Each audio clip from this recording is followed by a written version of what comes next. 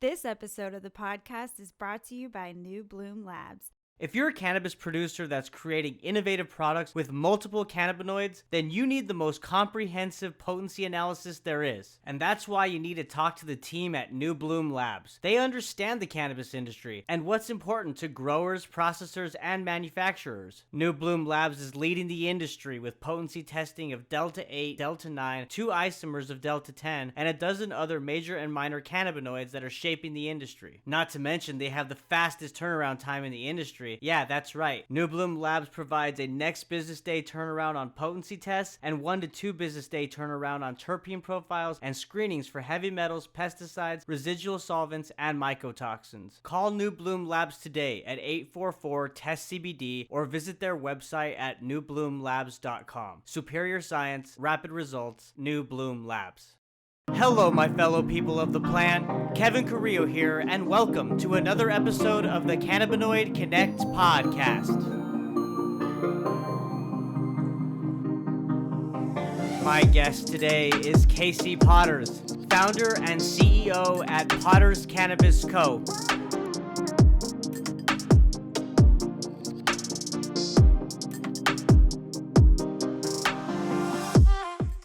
Casey Potter of Potters Cannabis Company. What's up, man?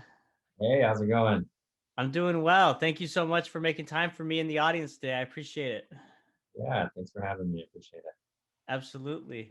Casey, so I've gotten the background information. I've done my research online.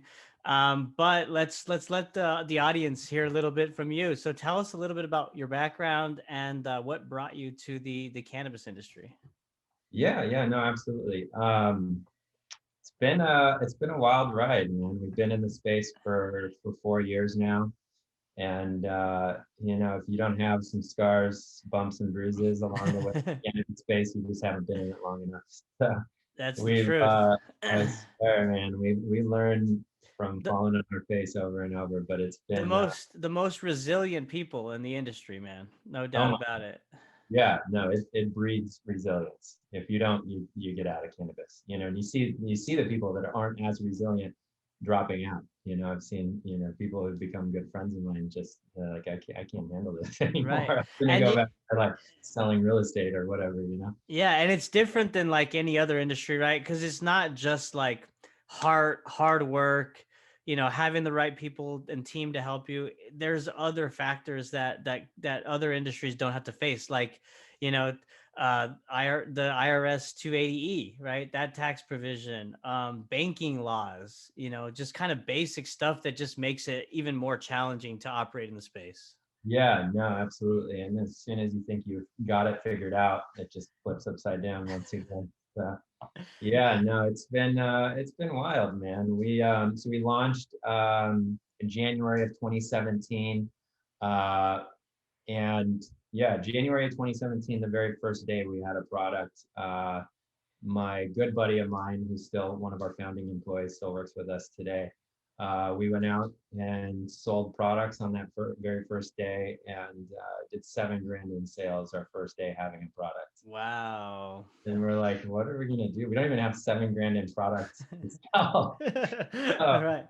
We just came back, got a bunch of Red Bull, and filled cartridges throughout the entire night, and wide-eyed and hadn't slept the next day. Turned around and did $10,000 our second day of having a product. Wow. So from the very beginning, we had to learn how to run before we learned how to walk. And I was just like, we got something here. And I was still running my old company at this time. So I was in healthcare before this. I had purchased my first business, Synergy Home Care. We did in-home nursing to people, typically elderly people, or generally, people end stages of life. And had done that for a while. Really got into it for the right reasons, and we were able to make a big difference in a lot of people's lives. But I didn't love that side of healthcare and decided to make the transition into cannabis. And haven't looked back since. Yeah. It's been an incredible ride. Was there, so like I always ask this question to guests who have had a prior experience in the healthcare space, the healthcare industry, right? And Mhm. so like was there this light bulb moment where you were like, oh, cannabis, like it's an alternative form of medicine or therapeutic value, right? That it kind of presents to patients. Like, was there a light bulb moment for you where you're like, why aren't we doing more of this in the healthcare space? Gosh, I would have. I wish I had prepared for this question. We've got it, and yeah, I mean, if I were to look through our There's week, no need to uh, prepare. You know, we're just yeah, no, talking. I mean, what I mean to say is like there is. I've got there is exactly that exact moment when that happened, and it was a good friend of mine whose uh, uncle was going through cancer, and he had been so medicated on opiates for so long. They were just preparing for his death because he had been in so much pain, and the family had never used cannabis whatsoever. And he called me and said, like, Casey, like, I need some help. I don't You're like the only person I know that's in the cannabis space.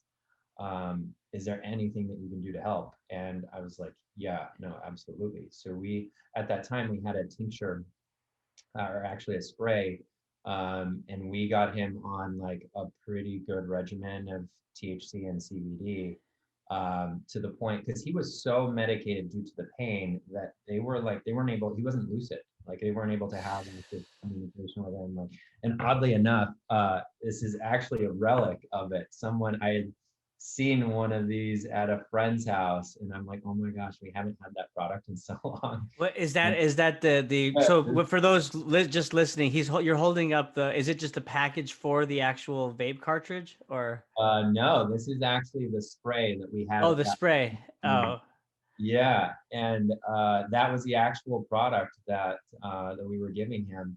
And within 2 weeks, they had cut his opiates down in half. He was having conversations with the family. Like, it was a night and day turnaround. And within a month, he was up and walking around, and he's still alive today. But they were wow. preparing for his death. Like, I was just like, I'm like, this is bigger than like, I mean, this is more than I can fully comprehend. We actually made a product that made that big of a difference in someone's life. Um, and that wasn't really like, I mean, I intended to make a difference, but I didn't know that it would be that big of a difference. And now we've had, multiple testimonials such as that, where like our products have made a huge impact in people's lives. And it's funny how, like, that was like the first I transitioned from, like dealing with people in end stages of life. And the big aha moment was when I was able to connect my past life with the new, career path. And yeah, that was a big aha moment, Yeah. and it made a big difference for me. And And just, it had to really reinforce probably like what it means to be in this space, right? Because yeah. anybody who's operating, especially we're seeing with more federal talks about legalization, things like that. We know that there's money to be made in this space and there's lots of opportunity there, but also like to see this product actually transform and change someone's life, like you said, almost like that night and day effect. Yeah. That's just super, like it's just the icing on the cake. It's so rewarding. It's Mhm. Yeah. and those testimonials are super important because, like, as we know, due to the federal regulations that have been in place for so long, that we haven't really been able to do as much peer review studies and research, right? But those testimonial stories kind of speak louder than anything else, because you're hearing firsthand how this plant has helped someone. And I've Mhm. encountered similar stories as well. I had a gentleman by the name of Brian Higuera on. He's the president of Echo Connection, and he was telling me about how his 8-month-old daughter Sadie was on all kinds of different medications, I think over 15 of them. And he came to a point where he basically had to beg the doctor, like, I need to turn to cannabis. Like, we need to try CBD or something. And, they ended up giving her like a rice grain size Mhm. CBD amount of CBD. And same thing, like night and day, like Yeah. totally just started feeling better. Um, and became more lucid, as you mentioned. So Yeah. It's it's incredible incredible. that a plant that has so many medicinal benefits has been, right underneath our noses for so long and hasn't been utilized. It's mind-boggling to me, but it's incredible that we get to live in a time and be at the forefront of an industry that's evolving as quickly as it is. So yeah, it's a wild time to be It involved in. it is, yeah. It's almost like with the end of prohibition, we're like relearning what we knew from thousands of years ago. We hit the pause button on hemp for like the last 100 years, and we're like, oh yeah, that does help with seizures or with epilepsy or and it's going to be interesting to see what more we learn from the different minor cannabinoids that are included in the plant. It's a fascinating time, Casey. Yeah. And so tell us about how Potter's Cannabis Company, like how your product is different than others. Um, yeah, I mean, there's a lot of different angles where we continually strive to be cutting edge or have the best product on the market. Um, I mean, if we just look at, our history, we have only been in the regulated market since 2018, right? Before then, there was no checks and balances or testing requirements based on like potency that was labeled on the packaging. There was no testing requirements based on pesticides, residual solvents, etc. Um, but the science was there, and we were utilizing this before it was required, even by the state of California. So if we go back to 2017, 2018 days, um, we Potters was we were using pesticide free oil before it was actually required. Because I knew, for instance, if you look at, like one of the original, like one of the pesticides that got um, a lot of media coverage was myclobutanol, which is found in Eagle 20. Myclobutanol, when you burn myclobutanol, it creates hydrogen cyanide, and that was one of the most common pesticides used in cannabis. I mean, it was like what would happen is you have brown mold that would be created typically at the end of your of the flowering cycle, and one of the ways that you could easily get rid of the brown mold is by using Eagle 20. And it's a systemic pesticide. So not only if you use it on this crop, and it'll be in the soil, it'll be in the stock of the plant for up to 6 more generations. Um, and this was, I mean, it was in probably 90% or more of all cannabis. Like people were spraying it directly on the flower and then selling this. And the thing is when you're condensing that flower down into a concentrate, you're condensing everything. So flower goes from 20% THC, and you're creating a condensed version of it that's 90% plus THC. You're condensing everything, cannabinoids. You're condensing pesticides. There's some pesticides that'll burn off at lower temperatures, but other ones that stick in, and myclobutanol being one of those, that I mean that burns off about the same temperature as THC does. So you would have hyper condensed amount of myclobutanol, and we knew about this, and I mean the industry at large knew about this, but they still continued to use. There was a lot of people that continued to use products that had pesticides in them, and this was one of the things that we initially set off to do. Is like after seeing healthcare and people, like what the decisions we make in our lives and how they add up to the end stages of our life, you know I didn't want to make any products that is going to make someone who's trying to heal from one other ailment and make them more sick from a product that's supposed to be helping increase their quality of life. So Mm-hmm. that was one, in the very beginning. If you just take that basic ethos, and you take that to how we run this company, as a whole, that same mentality is applied to everything we do. Mm-hmm. Um, so whenever we're selecting any ingredients, when we're working with farmers to select, 'cause we do, for instance, our live resin products, we are doing fresh frozen products. You take the whole plant and you process that whole plant. And when, for instance, selecting the farmers that we work with, many of the farmers are using regenerative farming techniques. There's literally no pesticides used at all, and they're using the ecosystem that's been provided to us by nature to actually keep these plants healthy. So they're using other plants that will attract, hornets and wasps and other insects that will actually repel the insects that are going to be going to the flower. There's a lot of attention across every angle. Yeah, that we use, Yeah. with selecting all of our ingredients. Yeah, no, I mean that example with the microblutanol that you mentioned, and kind of seeing that was kind of the way in which everyone was operating, but y'all knew that it wasn't, the right way, right? So just kind of raising the bar in terms of regulatory. Well, when you mentioned that it changed after 2018, are you referring to the 2018 Farm Bill that was passed? And if so, how did that bill implicate regulatory compliance on, the THC level, it's THC side? Sorry. So there has been so many changes in cannabis. I don't recall if it was the Farm Bill. So when we went legal in the state of California, wow, it's been a whirlwind of 4 years. We went legal in California. Was it in 2018 or 2019 now? When we went legal, you had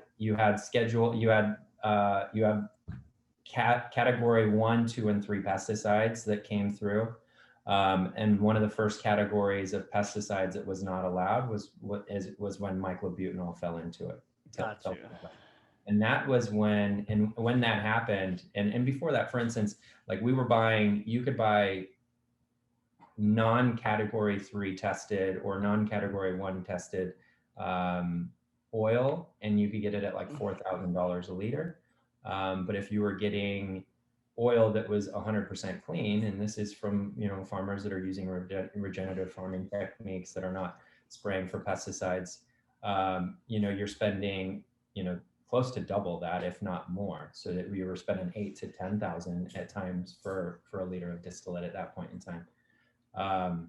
So yeah, did I answer the question? Yeah, no, you did. And so with those kind of, sustainable best practices, pesticide free, using the ecosystem to be as high quality as you can with your grow, do you attribute that mainly to the exponential growth in revenue that you've seen from 2017 to 2019? Because I believe it's what, $3.2 million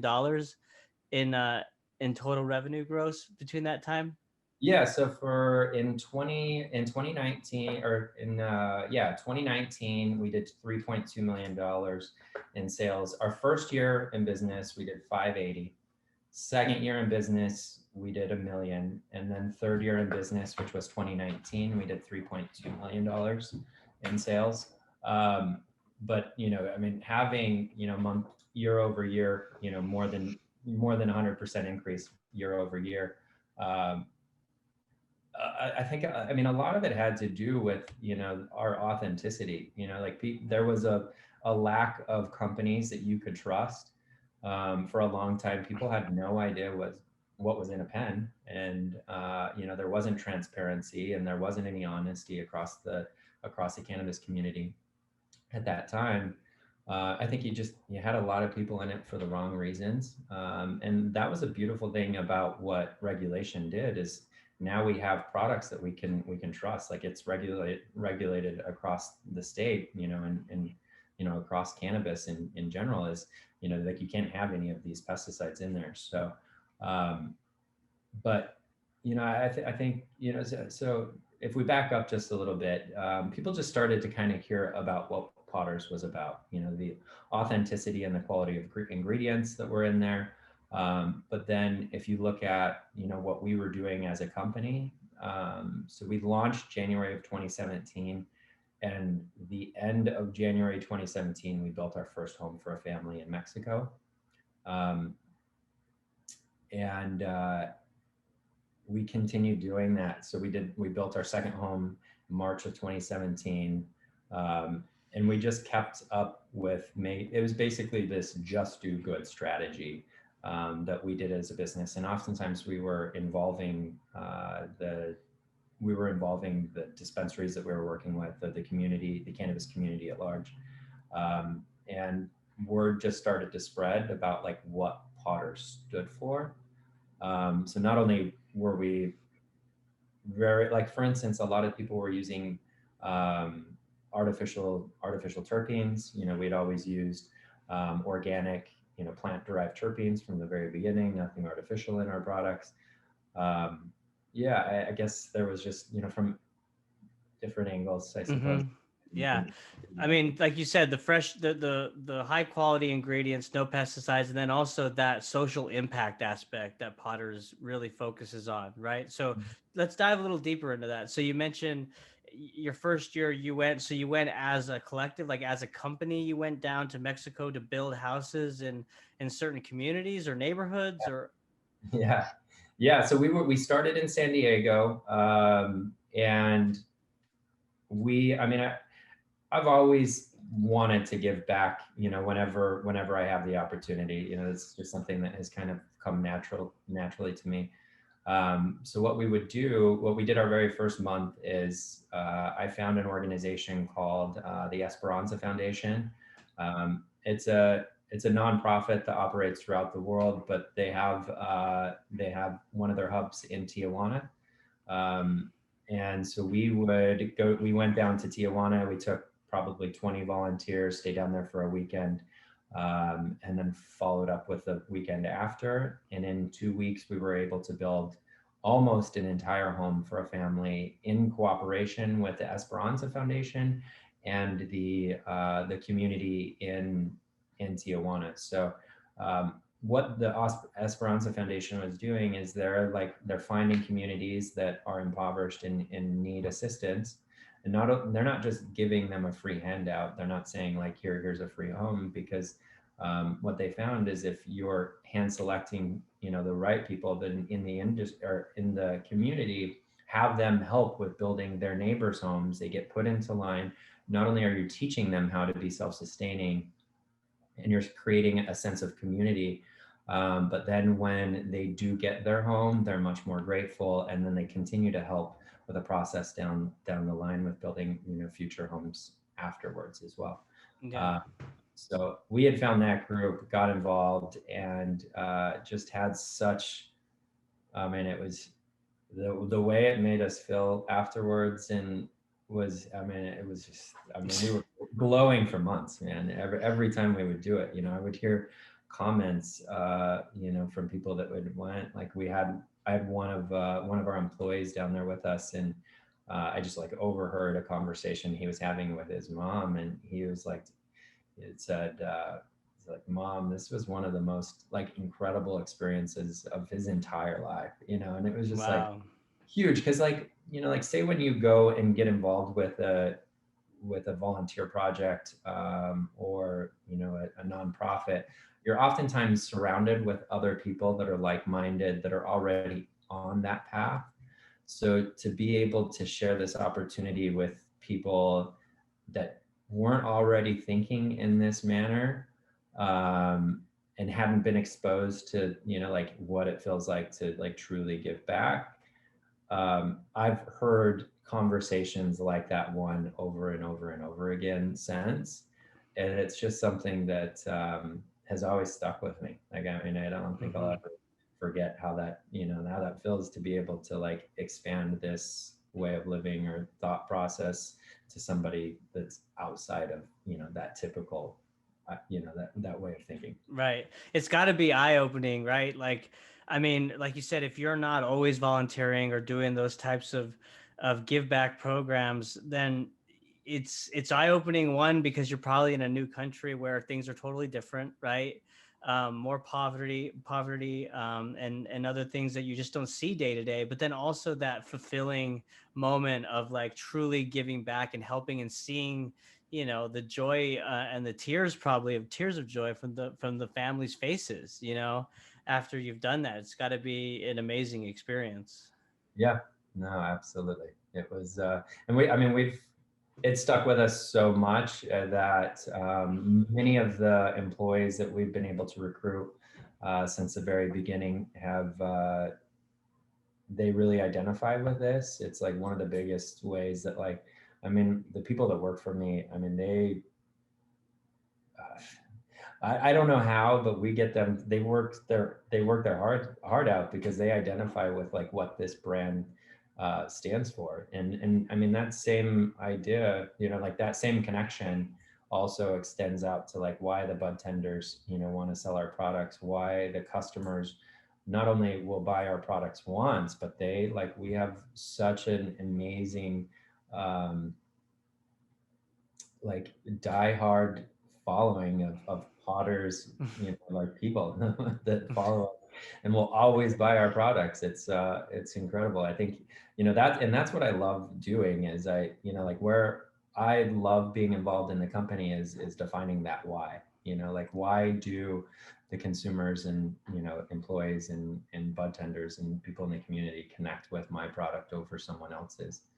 Um, and I think we set out. I mean, as we said, is like back in 2017. No, I don't think anybody was doing that. Like I didn't see many like lifestyle type brands, but more so even like a brand that stood for more than just like there's this like there was a like the old cannabis community. It was a very interesting, like psychedelic. You know what I mean? Like different there was a very generic type of branding and type of brands at that point in time, so we really stood out back then, and You we've mean continued. like the more cartoon branding, like Cheech and Chong type Yeah. flowers, and yeah, Yeah. yeah, Yeah. yeah. Yeah, so yeah, so we really, I mean, we stood out like a sore thumb in the cannabis space then, and I think we still stand out really well at this point. I mean, one of the things that I hear constantly, like the number one word that I hear people use um, to identify my brand with is authentic, which Wow. is something that like we set out to do from the very beginning. So Yeah.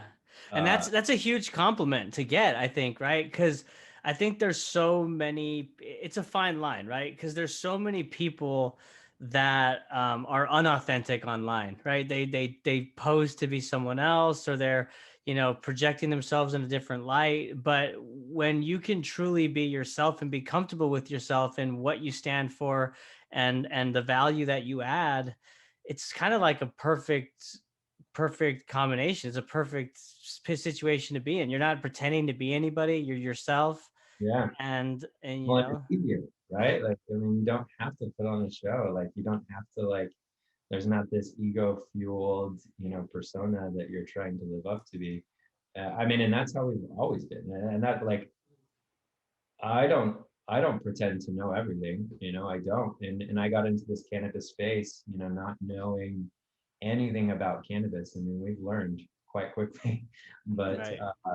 like I was able to be humble enough to say, like, to lean on people that were experts in the community, um, and we were able to leverage their knowledge and propel the brand forward. So like the products we started, like if I didn't have the right people surrounding me, we wouldn't have known about myclobutanol. Like we wouldn't have known how to make a product that it's I don't know. I don't know how much I can say it was due to me, but like make a product that has someone completely turn around from what seemed to be almost certain death from cancer. Like I'm lucky enough to be surrounded by the incredible people that I am, that have been able to get this brand to where it's at today. But if I hadn't been authentic and genuine and like my abilities or knowledge in the space, a lot of times you have people that are just like these inflated um, knowledge base, I suppose, that maybe doesn't always have evidence behind it. Um, when we've like, for instance, we have a board of advisors that are, probably second to none in the cannabis space. Many of them, have led the charge forward in developing the cannabis space the way it is today. But if I didn't have these advisors, like, I don't know where we'd be at today. Hmm. Yeah, human capital is so important. I mean, you got to make sure you're surrounding yourself with not only the right people with the right skill sets, but people that are the right fit for the brand, right? I mean, that literally like walk and talk what the company culture is promoting and representing, right? And Absolutely. it sounds like Potters has done a good job of that, both, within the employee side, but then also its customer base. You got a very, a loyal brand following. Mhm. So in addition to being authentic, having a high quality product, is there anything else that you would say any operators listening, in terms of really, wanting your brand to stand out and generate brand loyalty among its consumer base? So just to identify, you're asking like Is there another anything in brand addition? Is there anything in addition to being authentic and having a high quality product that doesn't include pesticides and whatnot? Is there anything else? I think some of the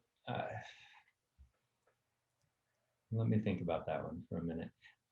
Yeah, I mean, there's a lot. You really need to identify, what your brand stands for, right? So having a solid narrative that, like Potter should have this voice behind it that is, it comes out through our packaging, it comes out through how our employees present to when they're out there representing Potters. I have employees that like uh, Peter, one of our more head employees, founding employees, he walks into shops and they chant Peter Potters. It is the funniest thing I've ever seen in my life. But it's like these people, like, they wear Potters on their shirt as if it's their last name. And they're Right. so proud to be a part of this company. So identifying what your brand or your company stands for and creating a company culture that people are proud to be a part of. I mean, you get people to do backflips for you because they are so invigorated and lit up by your vision and what the brand stands for, that like it's as if it's theirs. They take ownership in representing and working for that company. So um, just being very solid and clear in what your brand stands for and what the mission is, because identifying the why is huge. It's not, the why is not to like go and turn this into, let's say 100 million dollar company. That's not the why. That'll be a byproduct of you properly identifying the why. Mm-hmm. Yeah, the money, the success will come. You just need to know what your brand stands for and the value that your brand adds to its customers, right? And if you can effectively do that, especially in the current state of the cannabis market overall, and that's including hemp products, right, you're going to be set up for success, right? Because I would say there's a lot of operators out there that there's a lot of noise, basically, and they're all spouting the same kind of message, in terms of the efficacy of their product, or what, how strong it is or what have you, but they really have kind of maybe looked past their brand story, the origin story, what makes them them.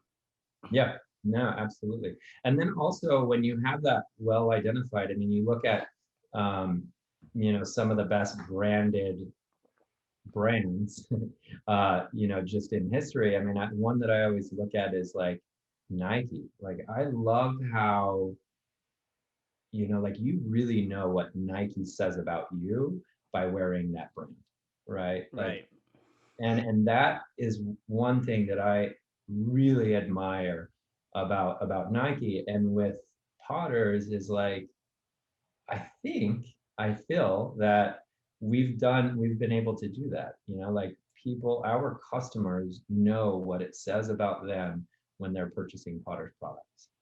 You know, they know that a part of the proceeds are going to building homes to, last year we fed over 10,000 homeless in Los Angeles County. Um, Was or, that during the pandemic? yeah, yeah. Wow. There was a huge opportunity. A good friend of mine owns a company called No Res Gourmet. So no reservation gourmet is what they call it, and they do 4-course gourmet meals for the homeless, and they were doing this in Venice Beach, all donation based. Incredible mission. And one of the things Faraz says is he's like, these aren't just like second thought meals, like slapping a sandwich together or taking leftovers for the homeless. He's like, no, we're making gourmet, like curated meals. Each one of these meals costs about $6 to make, and feeding it to the homeless, and like I telling them like, you are a person, like we see you as a person, like, and I mean so when the pandemic happened, obviously the homeless issues that we have now, I mean, they're just magnified. So many people are losing their jobs and Right. finding themselves homeless, and it was nothing that was ever even a part of their purview. That the need for giving back has never been greater, right? So we've been providing volunteers and support with No Res Gourmet on the weekends every Saturday. I can't say every Saturday. We haven't been there every Saturday, but as often as we can, helping in conjunction with No Res Gourmet and making a difference there.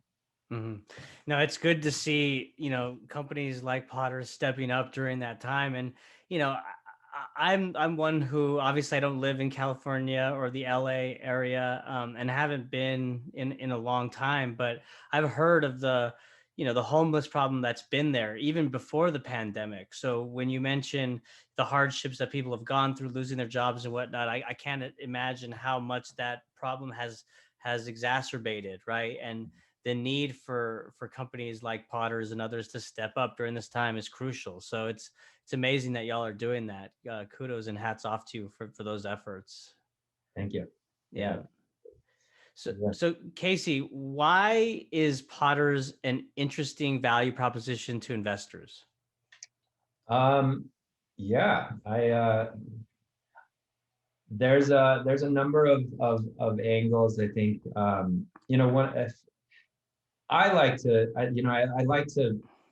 I like to go into the why for us. Like I like to explain like why we do things, but at the end of the day, for an investor, as that's an incredible and very interesting part for them, having a brand that is very identified who they are, and it translates well to the customers. The biggest thing that one of the biggest pieces of an investor, what they want to see is they want to see that that it's money well spent, and that they're investing in a company that is strong enough to be able to have a positive ROI. And I don't think the fact that I mean, it's written on the wall. Like our concept is proven. We have at our peak, I guess this will kind of go into some of our history. At our peak, we were represented in over 180 dispensaries throughout the state. We were in the MedMens, we were in the Urban Leafs, and we still are in most of these. So we're in the Urban Leafs, the Colas, the Herbas, the Button Blooms, the Medcare Farms, like the biggest names in cannabis we have been represented in. And if we just kind of backward, we backpedal a little bit to what we went through in 2020. We had a partner that we had identified to help us grow with, and they ended up going bankrupt. So this was like one of the largest, best built out manufacturing distribution facilities in the state of California, out of Chatsworth. $40 million, 100,000 square foot facility. We were selected to be their flagship brand, and we grew dramatically. I mean, we did $3.2 million in sales in 2019. but we would have done, and these are purchase orders that we actually had, we would have done $5 million in sales, which would have been a 500% increase from the year before. Wow. So when someone, I'd say if someone was looking to us, we have a brand that's proven, and we've since like the dissolve of our partner at the end of 2019, we spent basically all of 2020 building our infrastructure. I hired my CFO, who's from one of the leading accounting firms in the world, KPMG. I hired a very strong operator that has worked for some of the biggest brands in entertainment. We've got sales reps that we've recruited from medical device sales, Johnson and Johnson to Coca-Cola. Like we have put together essentially the dream team. And so I saw where our pitfalls were along the way with our rapid growth that we saw in 2019. And we saw how we put all of our eggs in one basket with our one distributor manufacturer. They also ran our sales team. My CFO at that time was their CFO. Like we were so intertwined that when they started to dissolve, we we fell straight on our face, and we were able to see like, oh my God, like this was a huge pain point for us. Like, we were really exposed by having so much of our business contingent upon the success of one of our partners. So since then, what we've done is we've basically hired most of those employees in-house. And now we run all of the distribution, all of the manufacturing ourselves. So, and this is we've had similar things to this happen along the way of our growth. Like a partner can't uphold their end, and so it hurts our supply chain and our ability to supply products to our end consumers, right? So we've had to course correct along the way and find solves. And now we're lucky, honestly, we went through the hardship that we did with the dissolve of our partner, because we were able to find out that actually we got this. Like we know how to do this all ourselves, and we can do it at a very high level. Not only that is because we've been able to create such an incredible and powerful brand, we can attract some of the top talent in the space. So we've spent the last year building the infrastructure, hiring the team, developing all the SOPs, building out our distribution, manufacturing, getting all of the supply chain rebuilt, with all of us. And we have basically, we turned back on the machine. We didn't ever stop selling, but we were we were operating at a, 20% capacity, making sure that we had everything set up. And since we basically, turned on the machine again, we're increasing at 100% month over month right now. We're increasing so fast that organically we can't keep up with the number of sales that are coming in. And this 4 months now of 100% month over month increase. So with I'll put it in these terms, like you're loading up on your infrastructure, hiring and building out the talent of your team. Is this pointing to plans to expand outside of California and maybe into some other states that are adult use at this point, or are you guys just hyper focused on the California market? Great question. So at this current state, we are hyper focused on California. Once we raise capital, and we are like fully going to be going into capital raising mode by the end of this month. And with our growth strategy, and this is why, for the last year, we've been basically writing down and critiquing and refining our blueprint for how we run this business. So, the fact that and keep in mind, for the large part of our business, the number one product that we have sold is one of the most crowded spaces of cannabis, which is a vape cartridge. So for us to be able to make a name for ourselves in that category is a huge testament to the brand, and also to the fact that, at the end of 2019, we were really struggling with the dissolve of the partner. And for us to bounce back in the way that we have, and we're gaining, we're gaining. Last month we brought on more than 10 new customers, 10 new retailers last month. Is a huge testament to the brand. So as we continue to grow, we'll be expanding into new product categories, initially for the state of California, and within the second to third quarter of 2021, we do have partners identified in multiple states to start launching Potters in, with Can the you help of raising capital. can you say any of those partners at this time or not? Not at this time because we don't have any of the contracts completely finalized, but we have identified. I'm from Utah, so it's a very natural progression for us to move back, to expand into Utah. We've got one of probably the largest fully integrated partner in Utah already identified with that we would be launching Potters with. We have partners in Colorado lined up, good friends of mine that we've had this running conversation for a number of years. They've been asking to get Potters out there for longer than I care to admit. Just, growing at the rate we've had and the issues we've dealt with along the way, it just was never quite the right time to pull the trigger.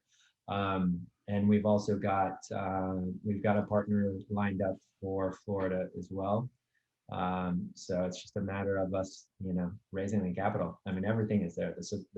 The team is built, the infrastructure is there, the SOPs are written, the brand is as strong as it's ever been. I don't know that we can compete, I think, with any of the leading brands in cannabis, branding wise, and quality wise with Potters. With funding, we can really be one of the top brands in not only California, but in any state that we're in. It's exciting times for Potters, man. Sounds like you've done all your due diligence and everything you need to do to lay the groundwork to set yourself up for success in 2021 and beyond. Yeah. So one last question, then we'll wrap up here, Casey. Is we're seeing, like I mentioned earlier in the episode, we're seeing a lot of momentum currently in the space, right? I mean, with the Biden administration coming in, the blue sweep in the Senate, and then Senate Majority Leader Chuck Schumer talking about federal legalization, and we're seeing it in the stock market. People are talking about cannabis. So, what are your predictions, for the remainder of this year and beyond? Oh gosh. I anytime I've tried to make a prediction, I mean, the cannabis makes a huge turn that none of us ever saw. I think I think we're way beyond, this unraveling anything that we've done, especially with the new administration. I mean, we're hearing rumors of cannabis going federally legal in the next 12 to 24 months. So, we're going to start seeing a huge consolidation of brands. I mean, it's already happening. We're going to see bigger, multi-state operators. We're going to see international brands start popping up. It's going to be a very interesting time with either brands starting to fade out or larger brands, coming to start and take over market share from maybe some of the blood that's in the water from others. So where do you see Potters falling into those two categories? So that's where, thank God we've been able to build as strong of a brand as we have. We've been Potters is a thing of its own, now it is as we've seen, we're the demand for the product we can't even keep up with. So as we get capital infusion and we get the right partners, we really are looking for a strong multi-state operator that we can work with, whose infrastructure is already built, that we can start to implement this brand into other recreational markets. Potters, there's no doubt in my mind that Potters will end up being one of the biggest brands in California, but also in many other states to come. So yeah, I mean, if we've made it through everything that we have now, we are so relentless. There's no stopping us. We'll be here for a long time to come. I love it. I love the mindset, Casey. Hey, well, I appreciate you so much for coming on today and sharing your background, and also all the great things that Potter's Cannabis Company is doing in terms of social impact, and of course, with its high quality products. And so Cool. before we hang up, where can people find y'all's website and social media if they want to follow more information? Yeah. The website is going under a big uh, we're redoing the website as we speak. So currently, I would definitely push people to our Instagram, Potters Canna, Potterscanna. But you can always go to our website and you can reach out to us. You can reach out to us directly, info@potterscannabisco.com. And our website is potterscannabisco.com as well. Awesome. Well, thank you so much again, Casey. And I can't wait to, just follow and track y'all's progress and see, how the industry continues to evolve. It's exciting times. Cool. Awesome. Thank you Y- so much. Yes. And thank you all for listening. Bye.